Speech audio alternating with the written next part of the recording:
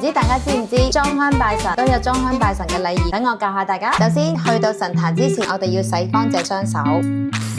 如果有碌柚葉嘅話，浸一浸隻手，之後用紅布抹乾佢。點香呢個過程入邊，如果我哋想對齊啲香，千祈唔好咁樣喺張台度動，就可以咁樣。確保咗所有香點着之後，我哋千祈唔好吹，係用隻手去扇走啲火。記住拜神都有分先後次序，我哋係要以神嘅左手為尊，好似呢個先後次序咁，1、2、3咁樣去拜。喺拜嘅時候，我哋要品信士、信男、信女，乜嘢名，住喺邊度，今日祈求發生咩事。拜三拜之後，用我哋嘅左手去上香，記得插香一定要插得夠正，如果唔係嘅話，就係叫做心術不正。仲有各位女士一定要留意，拜神嘅當日唔可以着一啲低胸露背過度暴露，咁樣視為不敬。各處鄉村各處例，去到我哋唔同嘅廟宇、唔同嘅風土民情習俗，大家都要遵守。最緊要大家互相尊重。有啲乜嘢關於拜神嘅疑問，可以留言下面問我哋㗎。